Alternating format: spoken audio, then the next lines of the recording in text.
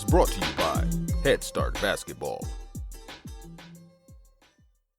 You can learn how to use your voice. You can learn that type of behavior. And I think leadership really starts with feeling comfortable with your voice. Darin Ford is the boys basketball head coach at Nordonia High School in the state of Ohio. He spent the past 2 seasons as an assistant at Westlake High School. As a high school head coach in New York and Florida, Ford compiled a 41-29 record over 3 seasons. Darin has also had several stints as a college coach, including stops at Indian River State College, Pratt Community College, and the University of Akron, where he served as a graduate assistant. Ford's father, Geno, is currently the head coach at Stony Brook with previous stops at Bradley and Kent State, while his brother Dustin is the associate head coach at Akron. His grandfather, Geno Ford, was also a longtime successful high school coach in the state of Ohio. Hey, Hoopheads, I wanted to take a minute to shout out our partners and friends at Dr. Dish Basketball. Their Dr. Dish shooting machines are undoubtedly the most advanced and user-friendly machines on the market. Learn more at drdishbasketball.com and follow their incredible content at Dr. Dish B-Ball on Twitter, Instagram, Facebook, and YouTube. Mention the Hoopheads podcast and save an extra $300 on the Dr. Dish Rebel, All-Star, and CT models. Visit drdishbasketball.com for details. That's a great deal, Hoopheads. Get your Dr. Dish shooting machine today. Hey, this is John O'Connor, head girls basketball coach at Bennington High School in Bennington, Nebraska, and you are listening to the Hoop Heads podcast. Prepare like the pros with the all-new Fast Draw and Fast Scout. Fast Draw has been the #1 play diagramming software for coaches for years. You'll quickly see why Fast Model Sports has the most compelling and intuitive basketball software out there. For a limited time, Fast Model is offering Hoopheads listeners 15% off Fast Draw and Fast Scout. Just use the code HHP15 at checkout to grab your discount, and you'll be on your way to more efficient game prep and improved communication with your team. Fast Model also has new coaching content every week on its blog, plus play and drill diagrams on its Playbank. Check out the links in the show notes for more. Fast Model Sports is the best in basketball.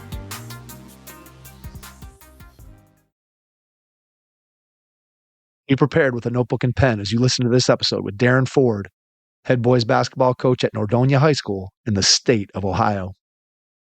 Hello and welcome to the Hoopheads podcast. It's Mike Klinzinger here with my co-host Jason Sunkel tonight, and we are pleased to welcome in the head boys basketball coach at Nordonia High School here in the state of Ohio, Darin Ford. Darin, welcome to the Hoopheads pod. Appreciate you guys. Let me crash the party here. We are excited to be able to have you on.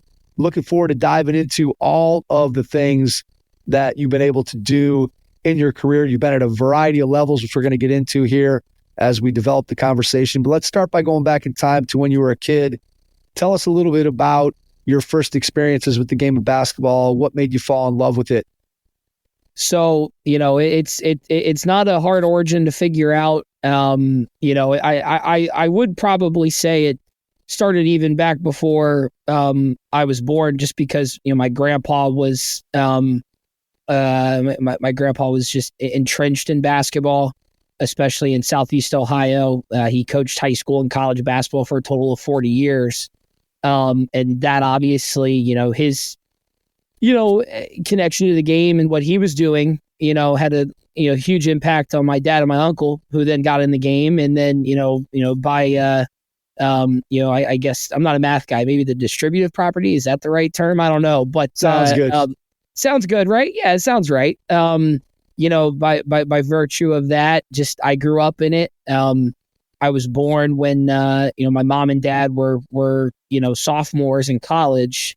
So I actually, while I don't remember it, I've got a pretty good memory, but I don't remember. But I remember glimpses of his professional career, but I got to watch, as a kid, I got to watch my dad play 2 years in college, although, like I said, I don't remember it. But that was really kind of the beginning of it all, right? And, I'm sitting over there probably with a couple action figures and enjoying the game and the sounds and the sights. And, I've got a mascot phobia now, but I'm told that I used to walk around the convo at Ohio University holding the Bobcats' hand, I guess. I don't know. But, there's, the stories of me, kind of toddling around practices, probably, I wish like I said, I wish I could remember it, the great coaches, on the staff at OU at the time when my dad was playing there. Larry Hunter obviously passed away, a few years ago now, but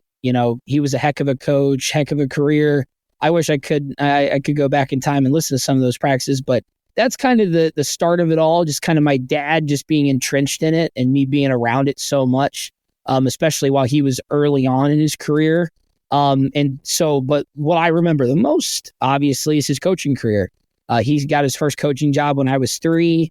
I got to watch that ride all the way through. Right. And, he's still fortunately, coaching to this day. And, it's a unique experience for me just because, like I said, I've got to watch it all the way through. And, it's a little different than the experience my little brother has. I've got a little brother. He's in college age now. And, he just remembers, the when my dad started getting head coaching jobs, right? Like he remembers that. I remember when he was, first year assistant, at Ohio, right? His first head coaching job at Shawnee State. I remember those types of things. So being able to see that rise for him in his career and his, the challenges he faced and things like that just made me fall in love with it. I just, constantly hearing him on the phone, going to practices, going to games, sitting in on recruiting dinners. I just got obsessed with it at a very young age. And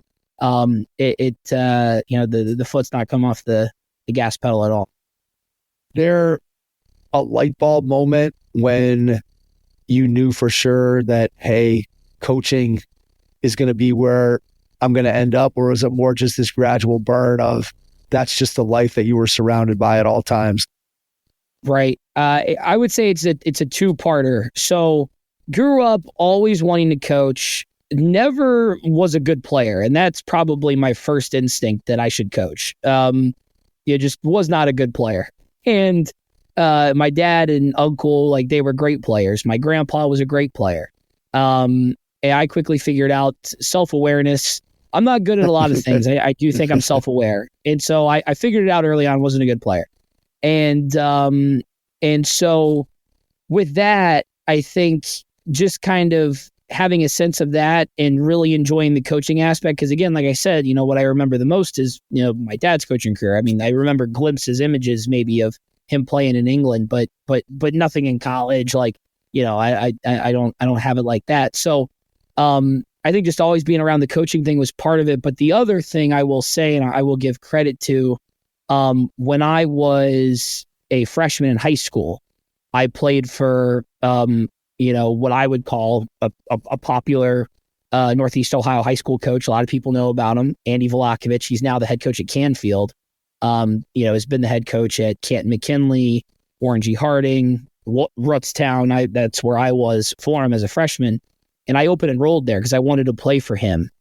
And Andy just, such a sicko in the basketball world. And I think one of the things that my dad did for me that not a lot of coaches might do for their kid is he kind of let me fall in love with it on my own and catch that bug, if you will, on my own. Never press that on me, never, and I hope, I'm not a dad yet, but eventually one day, hopefully I am. And I hope I'm half as good at, at that as my dad was. And that helped me fall in love with it. So back to my point on Andy, when I was playing for him as a freshman at Rutztown, I just fell in love with it. Andy was super smart. He got down on your level and he explained it.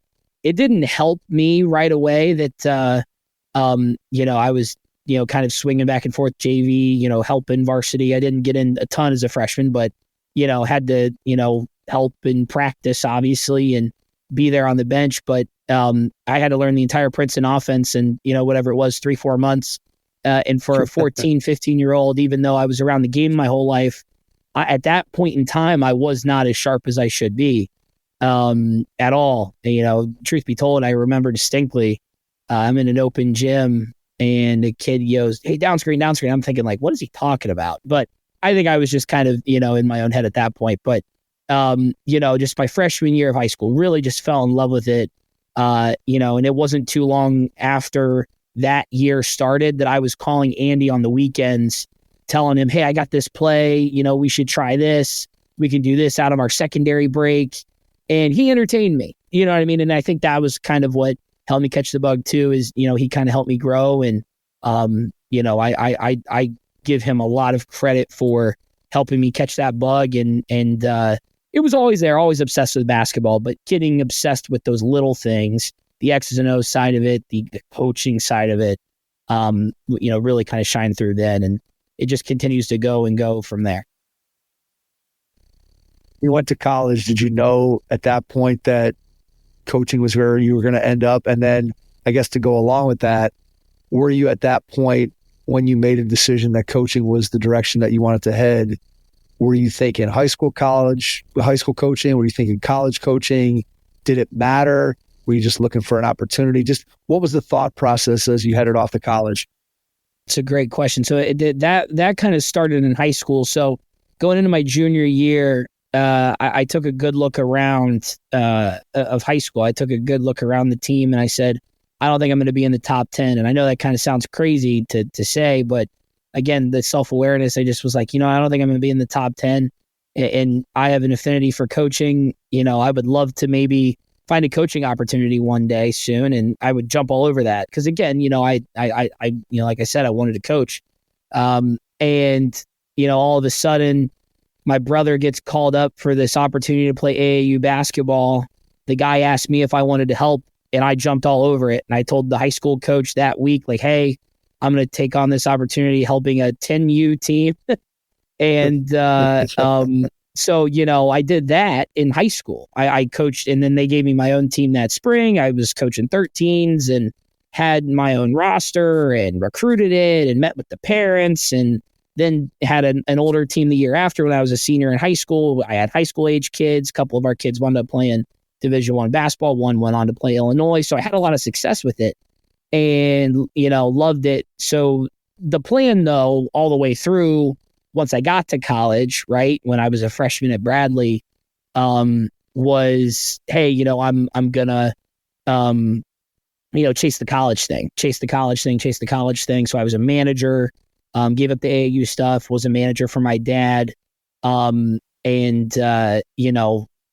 Despite our season not going as planned that year, and he had just finished up his fourth year, so we didn't win enough games. They do that. That happens to you in coaching, and they let him go. And we picked up and we moved to Florida, and I still stayed on that path of want to do college. So I got a junior college opportunity at that point, and I was 20 years old, not in school. I took the year off. I took a gap year because Florida in-state tuition is so cheap compared to out-of-state, and I didn't know if we were going to stay there or not. So took the year off of school, and I just coached the whole year. I coached helped coach the team at 20 years old. They thought I was older than that. We had a 22-year-old big man who I used to yell at every day. He had no idea. And, but it was great. And that was another awesome opportunity and experience for me. And so it was always college, until I, started doing it for a little bit longer, and, all the things that kind of go on in your career, maybe itching to have a family, things like that. That eventually is what got me out of it. But getting into it all the way through up until that point, early on in my career, it was all about the college stuff. Never had an itch for the pro game. Although, I looking back, I wish I would have dug deeper on that, but it's hard when you didn't play. I certainly don't look like a player, so I wouldn't have fooled anybody. At the end of the day, I think, the college thing was just the most natural fit for me. Loved it, while I did it. What was something that initially right out of the gate, when you think back to that first AAU experience, when you're coaching a bunch of 10-year-olds, what did you love about it right away when you got, quote, your own team? The ability to put in plays. I hate that as an answer, but it's the most genuine one I can give, because that's what it was. And here I was, 17 years old. I remember the day that the head coach of that 10U team couldn't make practice. His kid had something. I don't remember what it was. And we foolishly had like 12, 13 kids on this AAU team. Which you can't do that. It's just too many kids. But but the director of it was also one of the other assistant coaches, and he called me. He's like, "Hey D, you're running practice tonight." And I was in high school, and I was on my lunch period or something like that. And I just remember like dropping the phone, just so excited, pumped up. I laminated my practice plan, and I had a whole thing ready to go. And I just was in love with that. I was in love with having a team, being able to be the leader of that. I craved that my whole life up until that point, having that opportunity to coach. And just being able to, like I said, it might not be the greatest answer, but it's it was exciting to put in plays and put them through drills, and that just got me going. It was so exciting. Tell me about the JUCO year in terms of, for somebody who's getting into coaching, because we've talked to several guys who have spent some time at the JUCO level, and I think guys either love it or they just don't have a taste for maybe the level of supervision that it's grimy. Guys may or may not need. So just tell me a little bit about what your experience is like, and maybe just a piece of advice you'd give to somebody that is considering going that route in their coaching career. Oh man, I mean, that's a great question. I think being in those positions early on in your career are invaluable and can do so much for you, because like you said, that level of supervision, or just like the amount of work that it goes into running a small college program or helping run a small college program, particularly at the JUCO level, where you may or may not have a ton of resources and might have that constantly looming, hey, we might even have less resources next year, next month, next quarter, whatever it is, right? Kind of that hanging over you. There's some insecurity with that looms. But at the end of the day, my experience, because I did 2 years at junior college, different places. I coached in Florida at Indian River in 15-16, and then eventually was at Pratt in 2021, the COVID year. And both experiences were awesome, but the one in Florida, when I was so young at that point, 20 years old, just, really kind of trying to catch my footing, coaching guys older than me, really, like I said, the head coach really gave me leeway. Like the first meeting I had with him, he told me, he's like, obviously, most kids your age would be a manager. I'm not going to call you that. I'm going to call you assistant coach. And like, that was my title. I was on the website and everything. And it just, it was fulfilling, and it gave me responsibility, and I was doing position groups and things like that. And I think that, while our head coach did just an incredible job, I probably didn't do enough to help him in those little areas of, like you said, just all the things that go into it with, just kind of housing or academic, class checks. And, I had certainly helped in recruiting and but didn't do enough, I think, looking back. But the experience still was invaluable, because I was in the huddles. I was in the pregame, in the pregame planning process, in the coaching decision process. Whereas at that point, up until that point, I was only doing that on the AAU side of things. Obviously, as a manager at Bradley for my dad, I did the video stuff, but he wasn't asking me any questions, trust me. So, it was an awesome experience. And my thing to, young coaches, like I said, if you can get in a job or in a position where you're around talented guys, because in that world, you're constantly networking. You have to constantly network with 4-year coaches and high school coaches, prep school coaches, whatever. And I think being able to kind of establish a breeding ground and pipeline for you to be able to recruit guys, right? Because players get jobs for you. That's a big thing. And I think if surrounding yourself in that type of situation, especially if you might come from a less deep network, I think that can be a great place for a coach. And I mean, it'll teach you, it'll teach you how to run things right, keep guys disciplined for sure. My experience in Kansas was, much of the same in terms of I was a lot more hands-on, obviously older, better in my career at that point. But, there's just so much that goes into it. Like I said, the class checks, all those things. So I think having a hand in that early on in your career, really trying to, I don't want to say trial by fire, because most people, have some experience going off of before they get a bigger opportunity like that. But it's invaluable. It's great. What have you learned in your various stops as an assistant that have helped you as a head coach and the opportunities that you've had? I would say the biggest thing is, not trying to carry it all on your shoulders. I think as a head coach, it's oftentimes natural and it's easy to try to wear it all on your shoulders. And that is something in previous stops I have tried to hold myself accountable to being okay with delegating, to being okay with not trying to wear it all, because I think it's so easy, especially for someone like me who's just grown up around it and is just, admittedly obsessed with basketball. I'm constantly thinking about how we can do this better, how we can do that better. And as the head coach, it all falls on you. And I think as the, in past experience as an assistant, whether it's at the college level, and I even spent, 2 years as a high school assistant, I call those like my sabbatical years, like to kind of, get back into it. At the end of the day, I think, you learn a lot about not having to wear it all on your shoulders. I think you also to find ways to be okay with, hey, we don't always have to disagree, we don't always have to agree. There might be some disagreements, but we got to keep it all moving forward. Because at the end of the day, the head coach is the guy who's supposed to be making those calls. But being able to trust your staff is huge. And I think having that assistant perspective gives me more, confidence in being able to do that as a head coach. Because guys on the bench, they want to coach. They want to help you win. And I think in the past, when I was young as a head coach, I got my first head varsity high school job at 22 years old.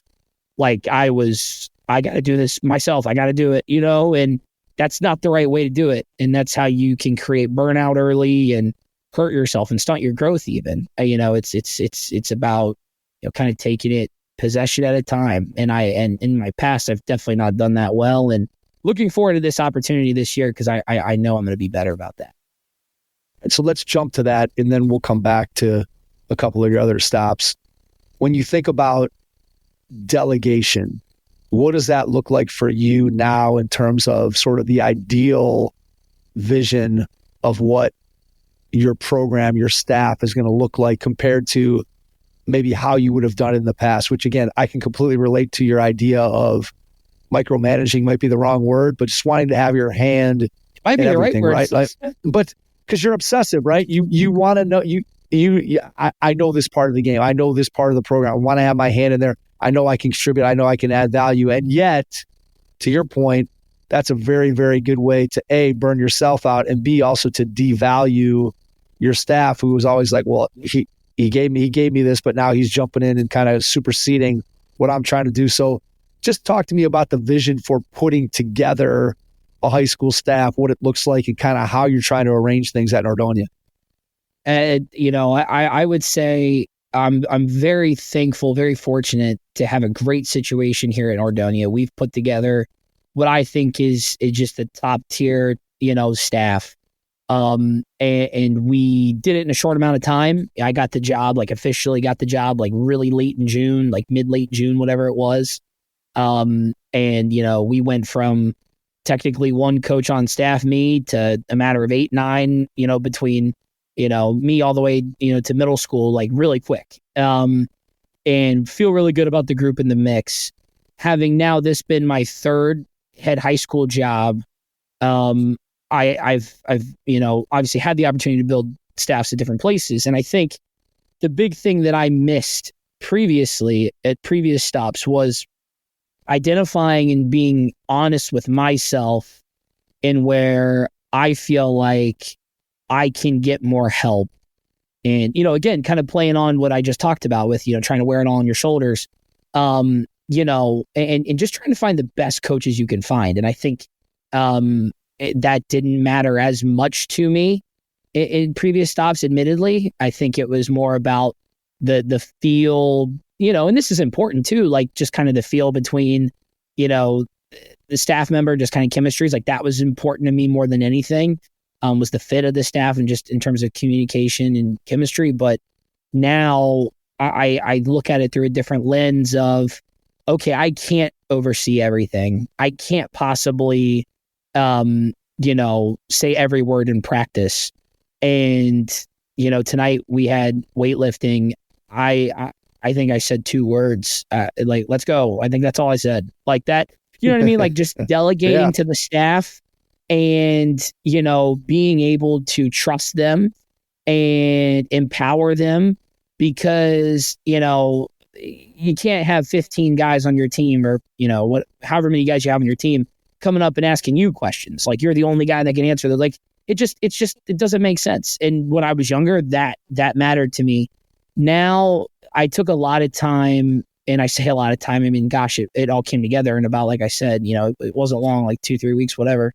But I took a long time, even before officially getting the job, identifying exactly what I wanted in the staff. I wanted experience, but I also wanted a blend of youthful energy. And I think at the end of the day, too, I think JJ Redick's such like a buzzword right now in coaching because of his, from media to head coach of the Lakers, right? I won't get in debate on if he was the right hire or not. It wasn't at all. I'm a big JJ fan. But it's like, he had experience. He played in the NBA. He's got all this experience in basketball. So experience doesn't have to look the same way. It's not mutually exclusive with years on a resume in a specific position, right?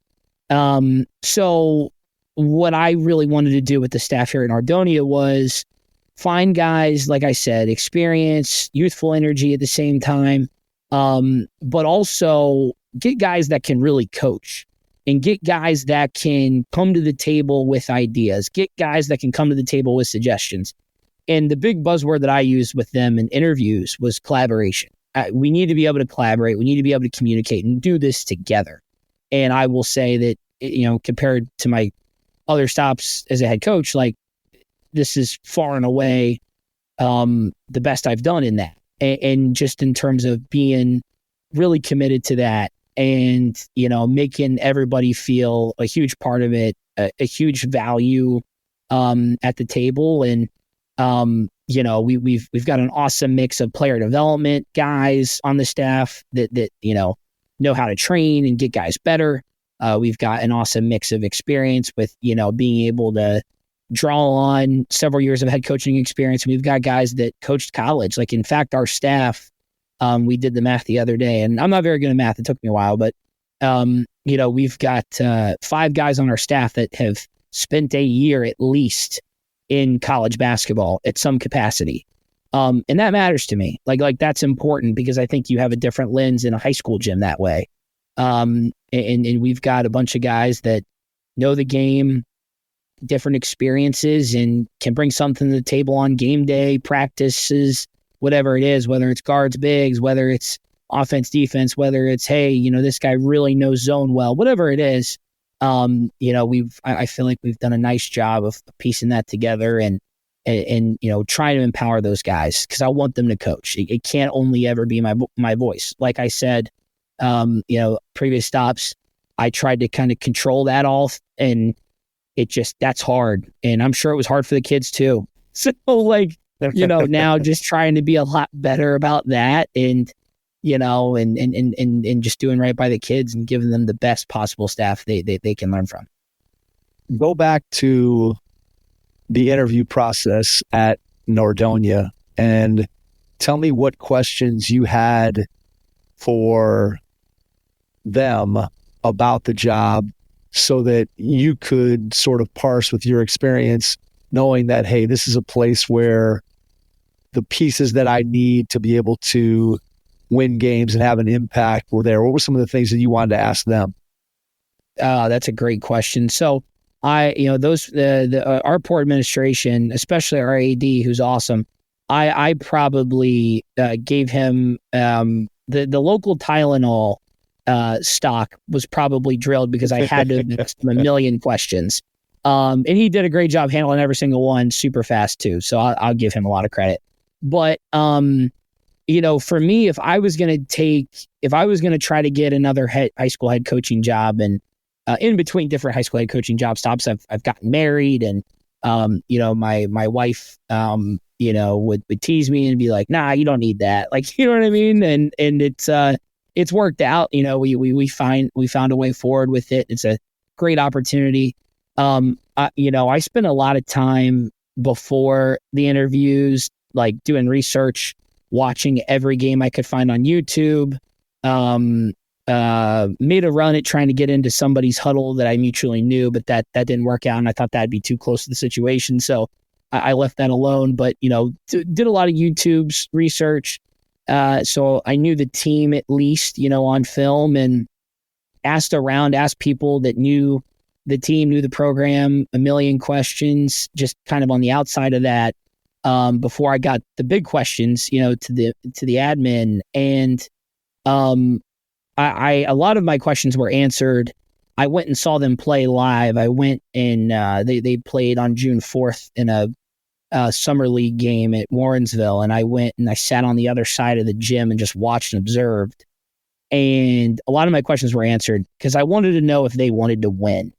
Because if I was going to try to, get another head coaching job, I wanted it to be at a place that, there wasn't going to be any effort. I don't know if that's the right phrase, but there wasn't going to be pulling teeth trying to get guys to love basketball and trying to get guys to want to win. And I saw that right away in that summer league. The guys looked like they had fun despite, being in the middle of a coaching change. And the guys looked like they were pretty good players too. Like, we've got some talent. So, that was important to me. And then when I talked to, the people on the search committee, and, I asked those questions specifically is, do these kids love basketball? Do they, are they about it? Like what's it like? What's the culture like amongst the program? And, fortunately, had a really diverse background search committee, and people were in that room that could answer those questions because they knew the kids, they knew. So that was awesome. And I was really honest with our administration too, just like how important is winning. And of course, academics at Nordonia is very important. It's actually amazing. 700 athletes in the building. The average GPA last year was 3.7, just incredible. So academics are obviously on everybody's mind, but winning's important too. And I know that they want to win, and that's the type of place I wanted to be at. What was the most interesting or surprising question that they asked you? Oh, the most interesting, surprising question they asked me. I would say the AD asked me a question, and it was a great question. He said, do you think, something to the effect of, do you think head coaches should be able to select their own staff? And that is, for anybody that hasn't been asked that question before, could possibly kind of think or feel like is this like a trick question? Or are you trying, you know what I mean? Yep. And right, absolutely. Yeah. And, to be honest, I answered it as honestly as I could. I said, absolutely. Right. We're the guys working together every single day. And, and he did say to me, he was like, absolutely. He's like, there is a right or wrong question to this, or there is a right or wrong answer. And it's, yes, absolutely. You should want to have your own staff. You shouldn't be a head coach and be okay with it being handpicked for you. And, I've been fortunate everywhere I've been, to be able to have the opportunity to inherit staff members. And while sometimes that can be, a tricky situation, for new head coaches at the high school level, I've been fortunate where, I've had good experiences. So, we've got 2 members between our 8th grade, and one of our varsity assistants are returning at Nordonia. Obviously several, a whole lot more new guys, but in the past have had at least one guy staying over. So from old staff. So, and that's important. And I think for a young coach or just any coach in general to go to a high school that might be in a situation where, maybe administration is telling you, hey, you got to keep that guy, or hey, you got to hire that guy or that guy. That can be hard. And I think that can kind of, already start the friction process that can happen in the midst of working together in a season. So, very fortunate to have their support. And that's part of the reason why I think I was able to get it done a little bit quicker. We were able to get it done a little bit quicker just because I wasn't feeling like I needed to run anything by, you know what I mean? Like I was able to just kind of, sit there, with the whiteboard and figure out, okay, what do we want? How do we want to get this done? And, that was that. Once you get the job, who gets the first phone call? My wife. So I wasn't quite home after, I was in the car when I got the call, so I wasn't quite home. I just had a good feeling, I felt really confident, in it, and I'd been super excited.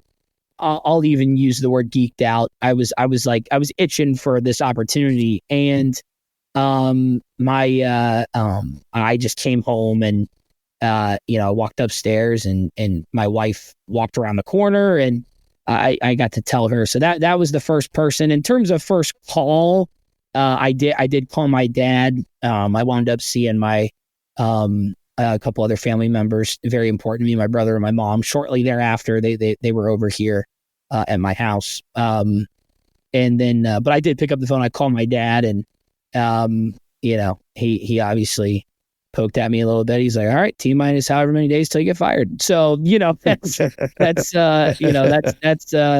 our family for you in a nutshell. It's, our dinner tables growing up, man, it was, you had to be ready to fight for yourself a little bit. I can believe that. All right. So after you get done talking to family, and then it's obviously time to get to work and you got to start talking to people who are associated with the program. Are you reaching out to players first? Are you talking to parents? Are you talking to people associated with the program to kind of get a feel for where things are at? How do you go about starting to get to know the program? Obviously, you talked a little bit about knowing that going into the interview process, but right. Once you're hired, clearly you have the opportunity to do a much more deep dive into what you need to know. So how do you go about getting the information that you need to start to build the plan for how you're going to take the program where you want it to go? Absolutely. In my interview process, I did give them, having been through this now 2 other times, I gave them like an immediate action plan with like, I won't say timestamps, but like within week 1, I'm doing this, and this. Within week 2, I'm doing this. Just like, et cetera from there. And, in my like, I don't want to call it a portfolio, but, the book that I went into the interview with. And within that first weekend, so, I get the job on a Friday, and then it gets board approved, like the next day or whatever. Well, I can't remember exactly how it fell dates wise, but I'll give our AD a ton of credit again. He's a monster with like logistics stuff, operations, so like scheduling, things like that. He had a meet the coach night already planned with times and everything for that Monday. He put it out there. All I really did on Saturday was put out an Instagram post that I was pumped up to be the coach. But, ultimately, that weekend, I communicated right away with the existing varsity assistant staff member, because I wanted to talk to him right away. And we met that weekend because I wanted to just kind of, see where his head was at, what he was thinking. And we hit it off, and we had mutual threads and ties all the way back to he played for Larry Hunter. My dad played for Larry Hunter. So we sat there. I mean, we talked for like 3.5 hours on his back porch, just, going back and forth. And I right away knew like, got to keep this guy around. But, outside of that, getting that taken care of and squared away, Immediately had a pulse on scheduling. Immediately, started. I got like huddle access, and which was probably a little early for that, but I contacted and got in touch with our youth, one of our youth program directors. Got to talk to him, and we were able to schedule gym time literally within a few days, because our high school gym at the time was summer treatment, whatever you want to call it, wax, whatever it is. So the first month I had the job, we didn't have gym access. So we had to be creative where we went. We went a couple different places, but, that had to get done right away. And just, trying to meet the people that are important and trying to share the vision of where we're trying to take Nordonia basketball. And then, like I said, that job was announced on a Friday, whatever it was. And then by Monday I met all the kids. We had like a meet the parent hour right after. And it was off to the races from there. And just, every day you're in it, you do just a little bit more probably. And I was fortunate to walk into a situation where game scheduling was squared away. So I wasn't like, fighting uphill with that. And, immediately grabbed all the uniforms, did inventory, things like that. Like, all those little things you have to do early on, was able to get that done quick in the process. And, was fortunate that a lot of the groundwork was laid there, but, got to meet the kids right away. And that's the most important thing, talk to those guys and share the vision you have, and then obviously start, identifying staff. And like I said, that went pretty quickly as well. Hey coaches, we know you're invested in the next generation of athletes, so why not give them the star treatment this season with Game Changer, a free app that provides you with the tools to help your players improve. Review game film, game stats, and cumulative season statistics with your team to keep players motivated all season long. Live stream your games for free and enjoy automatic highlight clips. Download Game Changer now on iOS or Android. Game Changer equips your team with the tools they need to stay engaged. Download it today and make this season one for the books. Game Changer. Stream, score, connect. Learn more at gc.com/hoopheads. That's gc.com/hoopheads.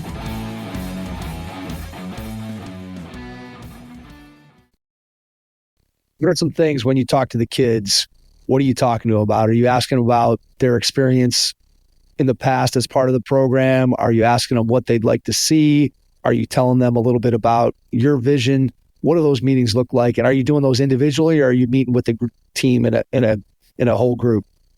So if I was to do it again, and I hope I'm never doing it again, because I want to retire at Nordonia, to be super clear. But the way we did it here is the way I would do it again if I were ever to do it again. And like I said, I don't want to. I want to be here forever. But I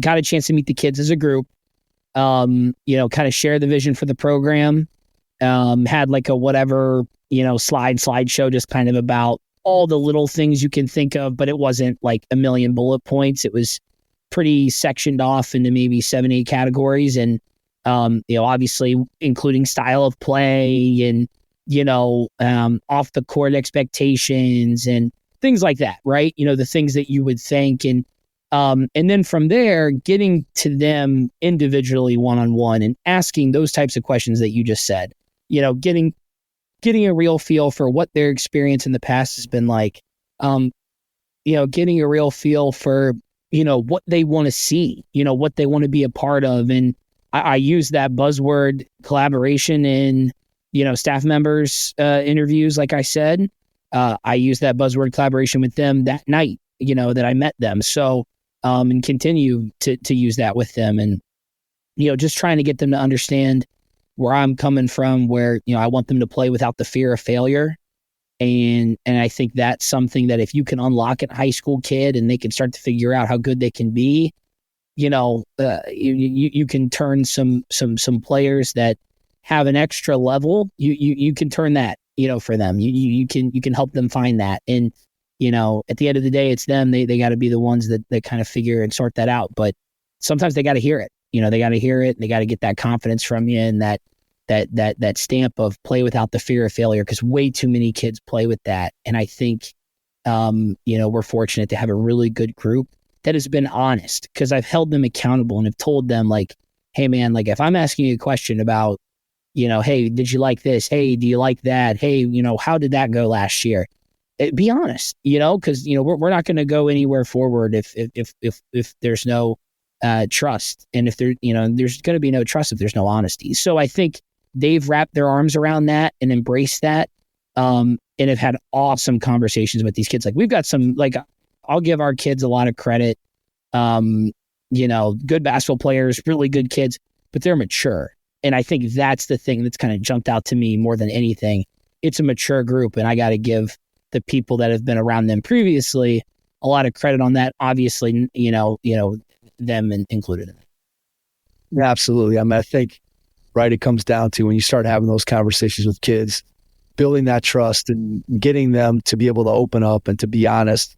That's sometimes a challenge, right? I mean, it doesn't happen overnight. And so it takes time. It takes them seeing you, okay, talk to Coach Ford. I said this, and now what he said is happening, or I know that he's taking into account what I've said to him. And that's how you start to build trust. And obviously that takes, as he said, a little bit of time to get to that point. But once you have that, and now that the players know, hey, they can trust you, they can now give you honest feedback. And then that helps you to continue to improve what you're doing for their benefit, for the benefit of the team, for the benefit of the program. When you look at what you guys did since you got the job, so obviously getting the job in June doesn't allow you a tremendous amount of time to plan specifically for what you wanted to do at Nordonia, considering that, at least here in the state of Ohio, the month of June, from a high school standpoint, is probably the most important off-season month. So just tell me what the plan was, what the process was, and just what your summer program looked like with your guys. I would be lying if I didn't admit this. So Midwest Live high school event was that Friday right after I got the job, and I made a run at trying to get us in. That's how bad I wanted to get on the floor with them. It didn't work out. Great event, by the way, Darin. Fantastic.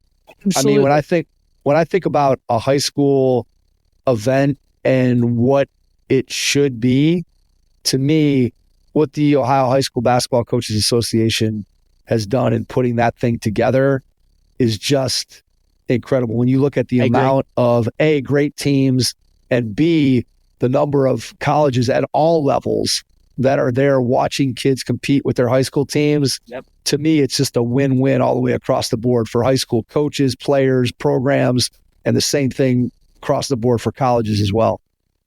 1,000%. And so I did make a run at trying to do it. It didn't quite work out. But we were in the gym that week. Like I said, I met them I get the job officially on that Friday, or maybe it was Thursday night, whatever that board meeting was. And then we met Monday. I had us in the gym by Wednesday. And like I said, we had to kind of fight uphill just a little bit because, our high school gym was closed. So, and we've got two gyms, and maybe, maybe some people say, oh, just go to the other gym. Well, the other gym was getting the same thing done. Right. So, we were trying to figure it out as we went, but, we got in the gym right away those next 2 days. And then of course, July 4th was like that next weekend. But we still got in the gym, and, we were fortunate. Another school let us in there, and then a church let us in a lot. We were fortunate. We consistently, with the exception of that July 4th week and that in the week right after I got the job where we were able to scrounge together a couple of days, we were fortunate. We did 3 to 4 days a week until we were allowed to, and as long as we were allowed to, rather, I should say. Throughout that whole month of July, we did, I think, 3 days every week, three or 4 days every week for sure. After that July 4th holiday. So We weren't able to lift until that last week because it was a tall ask for me to say, hey guys, meet us at this gym 15 minutes from Nordonia High School. And then we're going to go back to Nordonia High School to lift. We didn't have enough guys that drove that I felt like comfortable doing that with. Right. So, we weren't able to lift until we got back into the high school gym officially. Ironically, it was my first time ever in there, like late July. We were there 4 days that week. We got in the weight room, and this fall we've done 4 days a week, weight room and on the floor every day. And our numbers are consistently high. The lowest numbers we've had, we had 14 one day. I was just over the moon with that. I mean, we 14 was the lowest we've had. We've had as many as like 27, 28. Just last week we had middle school in our other gym, middle school 7th and 8th grade, and high school in our large gym. And, we had 61 kids in open gym between all the grades. So I love the energy, and I love the, enthusiasm and effort we've had for kids coming out and trying to be a part of it. How have you designed that program in terms of when you were doing your small group workouts, as you're getting to know the players? Are you able to tailor things specifically to individual guys? Or are you still sort of just kind of trying to put together, hey, here's a workout that's going to develop the skills that they're going to need to sort of play in your system? Or how did you think about the design of what you did within the individual workout? So I will admit, so over the summer, my plan was to do exactly that, to have, the 3-man group workouts and execute those as much as we could. Instead, once I got around the guys, I was like, you know what, kind of in the same breath of, as a head coach, as it pertains to the staff, I got to find ways to kind of, just kind of open it up and not try to wear it all on my shoulders. So as kind of a piggyback off that, when it came to the guys, we did a ton of playing. Like, we just let them play. There were a couple days where guys were getting shots up on the gun and things like that, but I tried not to do too much, and really just kind of where I talked to them one-on-one individually about concepts and how we'd play and things like that. I kind of wanted that to happen organically to a point, but also when I would ask them questions about, past stuff. The plan was to go full bore on that though. And cause I've done that obviously as a high school coach. And I've done that as a college coach, 3-man workouts, 2-man workouts, whatever it is. As a college coach, you get pretty good at doing 6, 7-man position groups. Right. So, it's how to plan to move forward with that in the future, like next summer and, next spring, all that kind of stuff. Like, we'll utilize all that. But really have just tried to do a good job of letting them play, letting them kind of figure it out. One thing that we've done in open gyms though, over the summer and, this fall, we've given them some rules. The one day we introduced, just kind of, and it doesn't mean we're going to do it during the year necessarily, but, hopefully no coaches in our league are listening to this, but, we introduced some double drag stuff. And then one day we said, hey, you have to trap all ball screens. And another day it was, hey, we're going to press. You guys pick the press. Or it was, hey, take your team. We got 3-4 teams in open gym. Hey, take your team and design a play that you guys are going to be able to call and run on made shots. Right. So just things like that, I think, has made our guys think the game. Which is one of the biggest things I talked to them about in our very first meetings. We're going to, as a staff, be extremely committed to teaching you the game. I let them know right away, like, I'm passionate about that. I love this game. I know you guys love this game. We're going to grow together. We're going to, go through this thing together. So there's been a lot of benefits with that, getting into next summer and the way we'll kind of structure that. We'll do a lot of it just concept driven, 3-man workouts. We're allowed to do a variety of that, here in Ohio. So, we'll probably break it up, a little bit by position. But also at the same time, a lot of 3-man actions, don't always include, 3 guards. So that might not make a ton of sense. So it might be 2 guards and a big or whatever the mix is. And depending on your personnel, maybe it is all 3 guards doing a lot of stuff together. But just, being really, really precise in maximizing what your game shots could look like based off the offense you're installing, and trying to hammer home repetitions, and not only teaching them that on the floor, but also giving them things that they can take home or take, with their buddies whenever they go to the rec center together, like showing them the little intricacies of your offense and your game that you're trying to develop over time, and, show them, hey, this is how you're going to get this shot. Hey, this is a shot you're going to get often. Try to get good at this, right? So, we'll be really attention to detail oriented, but I'm happy to report, and I'm proud to say, like, we've really done a good job, I think, of just letting them play and try to figure things out as we go. And it's actually given us some good ideas too. And I listened to a lot of podcasts, including your guys's, and TJ Saint, did Basketball Immersion recently. He did Slap and Glass this year too. And, something he talked about in one of those episodes was kind of reverse engineering your identity, reverse engineering your offense. So kind of figuring out what you're good at, and then, going from there, how do you get there? So, and that's one of the benefits of just letting them play. And I think, that's been great, and it's been good for me. It's been healthy for me, not out there with the whistle on September 20th, right? Trying to, do this and that while keeping them excited. All right. So to go along with that, as you're going through your career, you're obviously developing your philosophy of kind of what you like your teams to look like and how you want to play. And clearly, when you're coaching at the college level as a head coach, you would have some control over what players you bring in that may fit the particular philosophy or style of play that you want to have. On the high school level, especially at a public school, you have very little control over the skill set that your players bring to the table.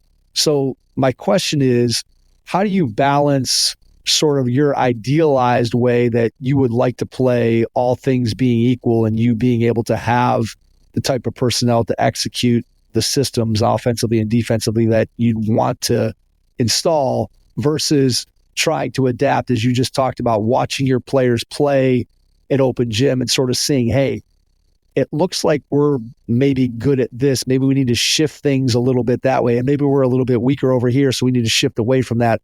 So how do you think about that as a head coach in terms of your idealized vision of how you want to play versus what your personnel dictates that you maybe have to do or should do in order to maximize that? Yeah, number one, you better be flexible, right? And you better be okay with it's not going to go exactly how you think it's going to go. And you learn that early on when you start coaching, whether you're an assistant or a manager or a head coach, it doesn't matter. Like that's a lesson that shines through coaching all the time. Things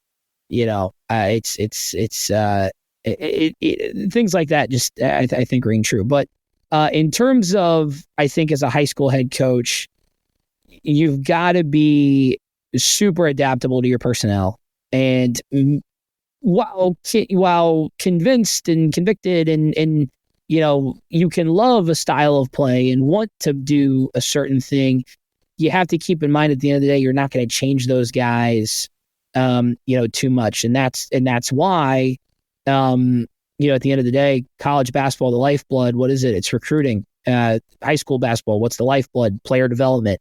So a lot of that has to start early on. You've got to build up an extremely good youth program. That would be like the easy out answer, right? You got to build up a really good youth program that has those types of concepts in. You're teaching and developing kids a certain way all the way from, kindergarten through, 12th grade. State championships is a little crazy to say, but state championships literally start in kindergarten, right? With the way they're taught the game and held accountable and things like that. And how they love the game. So and stay with it. But when it comes to, I think as a head high school coach coming in first year, I have an idealistic way that I want to play and that we want to play. And yeah, like the coaches and I, like, all the way from our 7th grade coach to our, any of our 3 varsity assistants, like we've been talking about, certain concepts and things we want to drill home. And at the end of the day, it's not one size fits all. So our JV team might look a little different than our freshman team. And, our 7th grade team might look a little different, obviously, or will look a lot different than our varsity team.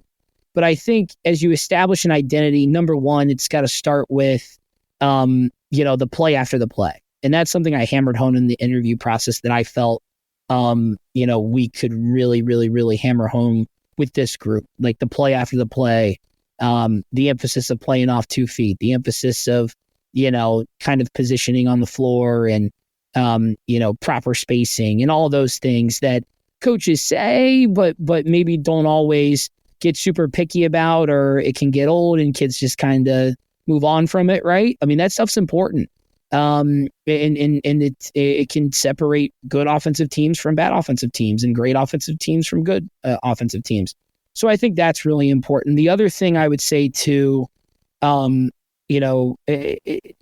in general of being really committed to understanding what they're good at and finding a way for them to get in the areas that they can be good, because that's a coach's role, right? And teaching them is a big part of that, because maybe a kid's not very good at something the first time he does it, because he's never done it before, he's got no clue. But if you are committed to teaching and passionate about that, you're showing them film and, walking them through it and making sure that, kids feel comfortable asking questions. Like, that's how you develop. That's how you get them better and get them excited about the game. Who doesn't enjoy things that they're good at, right? So, that's kind of where I think it's born from, and something that we're really trying to impress upon our guys in terms of trying those new things. That's kind of where that rule of, or not that rule of, but the different rules in open gym have born from. Just kind of like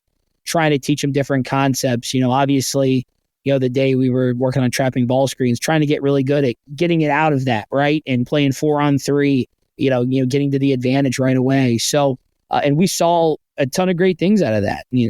Thankfully, a bunch of our guys just kind of hit the short roll and it went from there. So those games were quick. But, I think that's how you start to really establish, the style of play. And then obviously, just kind of hammering home again, the player development stuff is key. You have to, hit that. You have to hammer that nail as much as possible. Because at the end of the day, that's you get what you get, right? At the public high school level in particular. So you got to make it work.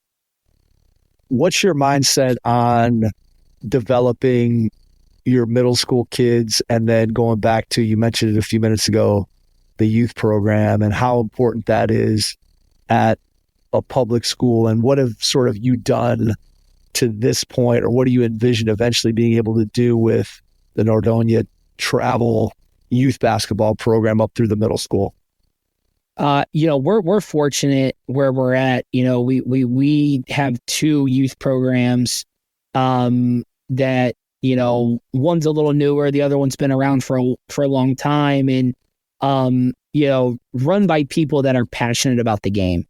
And that's what we, that's what I love. Like when I kind of figured that out, I was like, holy cow, like this is great. You'd much rather be in a situation where, you've got 2 youth programs, right? Versus, you've got, nobody, and it's pulling teeth to get people to, show up and referee a 7-year-old game on a Saturday morning, right? Like, so we're fortunate with that. In terms of, number one, they got to know who our staff is, and they got to know who our players are. They got to know us. They got to be able to see us at games, see us at a practice randomly, whatever it might be. Getting our guys involved with that. And in the past, the varsity team has been really good about being involved with the youth programs, being around, high-fiving the kids, knowing their names. That's important. In fact, the week right before I got the job, there was like the kids clinic. Or the kids camp. Like I hated that I missed that, but like that's the type of stuff that matters, and being really involved in that matters. Middle school, we've been fortunate. to get them gym space up at the high school, this fall so far, and have they have a full slate, probably a lot more than I would assume some other middle schools can pull off in terms of open gyms the rest of the fall. And like I said, I mean, we just had a ton of kids come, 7th and 8th grade. So there's a lot of interest, there's a lot of buzz, and we've got to be committed to nurturing that. Obviously, teams are made, in November, but you've got to make sure they know us. And, in terms of that player development piece specifically, the big thing I'm hammering with those guys is, play after the play, like I talked about, being really good in space, knowing how to space, and then of course, little things offensively, and being picky about them, like name on a pass and, things like that are things that we're going to really care about and try to hammer home to our young guys. So that way, when they do get to high school, we'll have those things in place. What's your planning process look like this fall in terms of setting up sort of your practice plans for the preseason? Obviously, a new team that you haven't coached before other than the experience you've had with them since June. And you have an idea of what you want to do, how you want to play, but what's the planning process right now here at the end of September? What are you working on? What are you trying to get prepared for so that when the first week of practice rolls around at the end of October, you're going to be ready for that? Number one, getting the guys ready and starting the groundwork and teaching them in little moments of the things we're going to try and the things we're going to do. So it's not such a holy cow. You know what I mean? Like that. Yep. That's extremely important. For me personally and our staff, we've got some plans. We're going to try to get over to some college practices in our area. I mean, Ohio, we're you guys are Northeast Ohio guys. We're blessed to have a lot of college basketball in our state. In particular, got a nice handful in Northeast Ohio. So we're going to try to get some college practices just to kind of see. And, who knows? You might pick up one thing from that practice, one thing that translates. You probably pick up a whole lot more, but you might only pick up one thing that translates to your team. But, hey, that's a win. So or it maybe makes you think about something differently. And, hey, that's a win.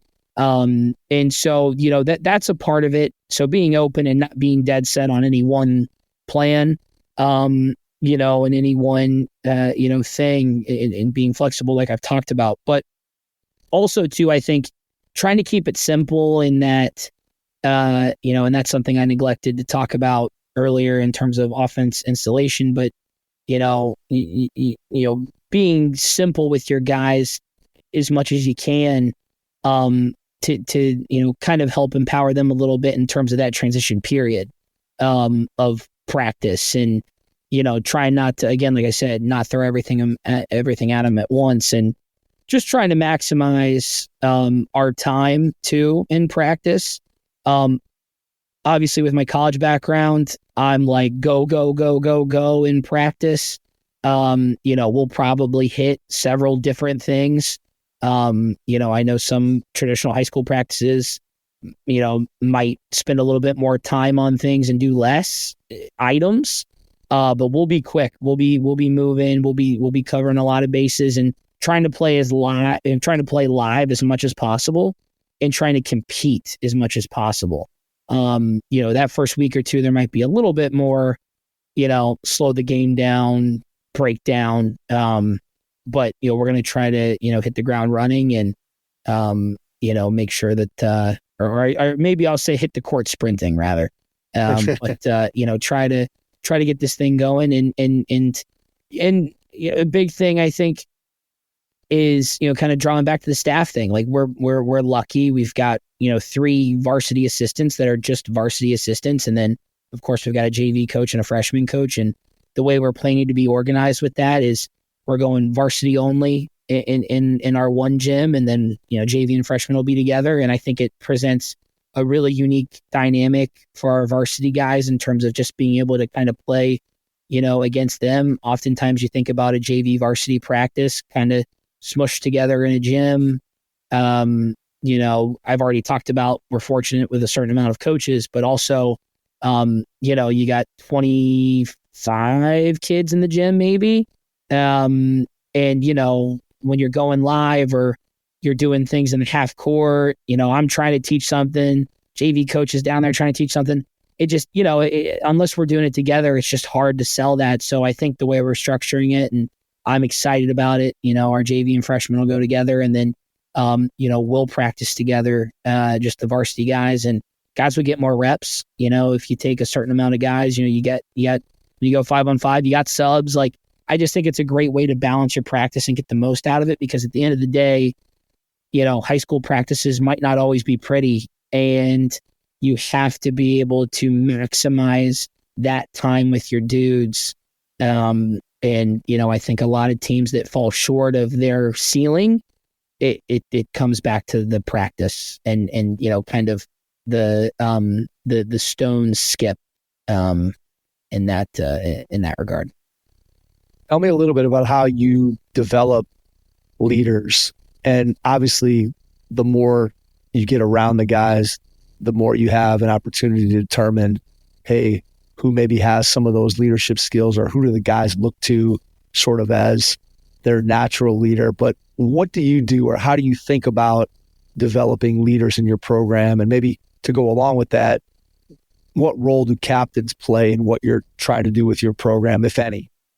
That's a great question. So I'll hit the captains thing first. I've never done captains, just always done like the seniors, like our game captains, and they rotate it. Yep. I think it's kind of like pick your battles. Know what, and some coaches, I know there's a lot of coaches that have a huge emphasis on it. I think the more I've been around it in my experiences, I think it can just kind of toxify the locker room at times, at least in my experiences. Now, again, there's probably a million way smarter, better looking coaches than me out there saying, hey, no, that's the right way to do it. You got to have captains, right? But I think, to then your other question of, it all starts with giving them a voice. And that voice usually starts in a one-on-one with you, where, I've tried to be pretty picky with our seniors and our returners, because Nordonia does. We have 6 guys, that are, planning to return from last year's varsity team, that were the top 6, or 6 of the top whatever, 6 of the top 7, 8, whatever, and they're all back and they love hoops. That was the group I went and watched, or a mix of that group I went and watched this summer. So was excited about and saw on film and all those things. So I think giving them a voice, asking them things one-on-one, getting comfortable with them one-on-one, and making sure that they feel comfortable with me and kind of our vision and where we're going with things, and they feel like they can ask questions and things like that. And then what starts happening is, you start teeing them up for little opportunities. So quick example, a couple weeks ago, one of our guys, I pulled him aside and I said, hey, question for you. Open gym observation. What do you think? He rattled off right away spacing. He thought the spacing with his team in particular and the teams he was playing against in open gym, because our numbers have been big. So like oftentimes, we've got 20 something, 25 something kids. And, he talked about spacing just not being great and guys kind of crowding the ball and things like that. I said, okay, perfect. I said, when we get over to the huddle, I'm going to tee up and I'm just going to talk about a defensive thing. I'm going to challenge the guys to don't even care what ball screen coverage they're in, but just want them to communicate with each other. And if they mess it up, oh well, as long as they communicated, right? Like that's what I'm going to care about. That's what I'm going to say. And I want you to say something about spacing. I'm going to tee you up for that. And he hit it out of the park. And he's traditionally, I won't name him, but traditionally a quieter kid who, since I met him over the summer, I can tell has gotten a little bit more comfortable opening his mouth, saying words and like trying to challenge the guys. And I think that's where it all starts. Like I said, just kind of in that one-on-one, getting them comfortable, trying to level with them, find that common ground, and then giving them an opportunity where they can then just get their toe, their toe in the water. And then, maybe they put a whole foot in. Right. And And I think that's kind of where leadership is born. Again, like I think there's obviously leadership qualities out there that people are born with naturally, or personality traits that they're born with naturally make them a natural leader. I get it, 1,000%. But you can learn how to use your voice. You can learn that type of behavior, and I think leadership really starts with that, feeling comfortable with your voice.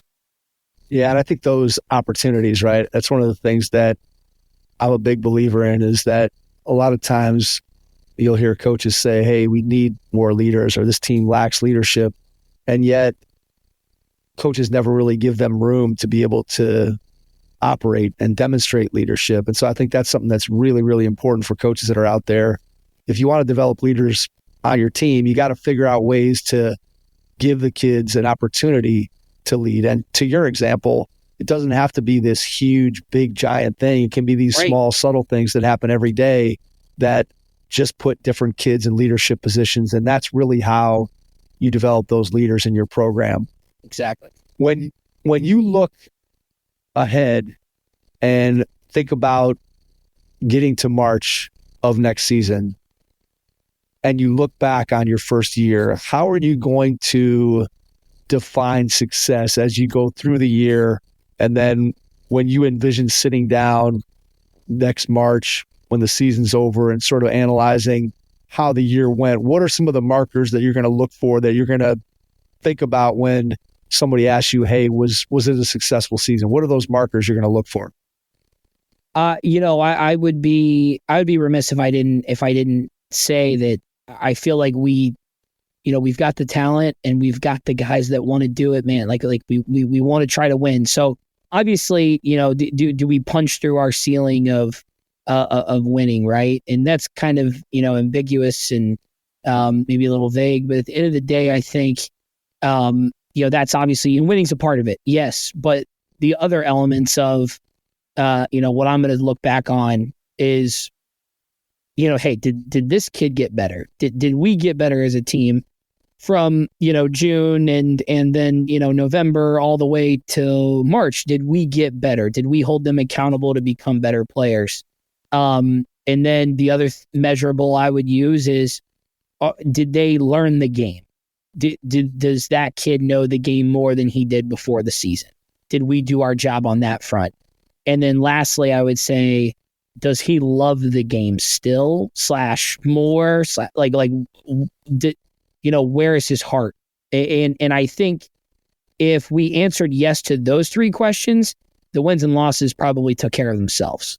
And I think that's kind of, what I will draw on, and our staff will, probably have plenty of other ideas too, how you define success. But if you checked all those boxes, did he get better? Did he learn the game? And does he still love it and love it more?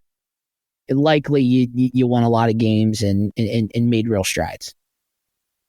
Absolutely. I mean, I think that is a good way to balance out. Obviously, every coach, no matter what level it is, you want to win games.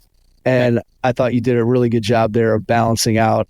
Yeah, winning is important, but it's also about that other development piece. And especially as a first-year coach, you're trying to put things in place that are hopefully going to build that foundation that's going to pay off in the years to come as you continue to grow and build and get the program to where you want it to go. Before we wrap up, I want to give you a chance to answer a two-part question. So part one, when you think about what needs to happen over the next year to get the program where you want it to go, what do you see as being your biggest challenge? And then the second part of the question is, just in general, when you think about what you get to do every day as a basketball coach, we talked about it at the very beginning, how basketball has been such an important part of your life, how coaching's always been something that's been a passion of yours. What brings you the most joy? So your biggest challenge and then your biggest joy. I think our biggest challenge is did we let ego, did we let the people in our heads get in our way? And I think if the locker room can stay the locker room, right? If we can go a season without being, I used that word earlier, toxified, right? If we can do that, your team's going to have a chance for success no matter how good or bad you are, right? And I think if you can kind of get on that same heartbeat level, that's going to be huge. And I think that is definitely the biggest challenge year over year, especially high school kids. I mean, it's hard. It's a little different at the college level, right? They've been there, done that. All need the game to do the next thing in their life. Not all high school players need the game to do the next thing in their life. So trying to keep the main thing is hard, and keeping everybody on board is hard. And I think that if you can overcome that, you got a great opportunity. To answer the second part, the greatest joy, correct? Correct. Yep. The great, I mean, that 1000% would be, them being able to say, we got better, and I love the game and I want to do more with this game. And kind of echoing off the thing that I just said, right? I would love, to hear those guys feel that way, come up to us as a staff and say, hey, we had a great experience. Like that matters. That does matter. And that would tell me that we're putting the program in the right direction. Because once you can kind of get that, just like I talked about, I was 15 years old, and that's really when I caught the bug playing for Andy. Not saying these guys are all going to want to become college coaches and be psychos like I was, but that's not what I'm getting at. It's more of just, do they, help the bug catch, where we are. And, kids care about basketball in our district, but there's another element to it. You got to be obsessed with it. You got to really try to drive and want to win. That's why there's a lot of really successful Northeast Ohio basketball programs, across the region. They started with a couple good teams, and all of a sudden, before you knew it, everybody just cared and, bled hoops. So that's a big part of it. And then I'll give my 1B answer, or maybe my 1A answer for the greatest joy is as long as my wife, allows me to go back and do it a second year, right? So that would be a big win. No, she's been on board. She's been great. Gotta poke at her on that one. You better have a supportive spouse. If there's one thing that we've learned for sure on the Hoopheads podcast, after talking to however many coaches that we've talked to, that having a supportive spouse who understands what the coaching life is all about is critically important, both to your success as a coach, but also just to your mental health and ability to handle all of the stresses that go with the job. It's critically important. And so shout out to all the coaches' wives and coaches' husbands out there who are supporting behind the scenes all the things that we as coaches do, because we all know that it wouldn't happen without them. So that was very well said. Before we get out, Darin, I want to give you a chance to share. How can people connect with you, reach out to you, find out more about your program? If you want to share social media, email, website, whatever you feel comfortable with. And then after you do that, I will jump back in and wrap things up. Yeah, for sure. I'm pretty easy to find. I sat through like a social branding, I think it was called, class in college.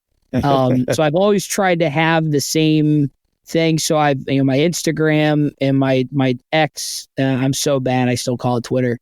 We still call it Twitter too. I'm with you. Right. I'm the same on both handles. It's at dford9526. And then my Gmail is, you guessed it, dford9526@gmail. So, just some easy branding there, and easy to connect, and happy to make anybody dumber. Darin, cannot thank you enough for taking the time out of your schedule tonight to join us. Really appreciate it. And to everyone out there, thanks for listening, and we will catch you on our next episode. Thanks. Your first impression is everything when applying for a new coaching job. A professional coaching portfolio is the tool that highlights your coaching achievements and philosophies, and most of all, helps separate you and your abilities from the other applicants. The Coaching Portfolio Guide is an instructional, membership-based website that helps you develop a personalized portfolio. Each section of the Portfolio Guide provides detailed instructions on how to organize your portfolio in a professional manner. The guide also provides sample documents for each section of your portfolio that you can copy, modify, and add to your personal portfolio. As a Hoopheads Pod listener, you can get your Coaching Portfolio Guide for just $25. Visit coachingportfolioguide.com/hoopheads to learn more. Thanks for listening to the Hoop Heads podcast, presented by Head Start Basketball.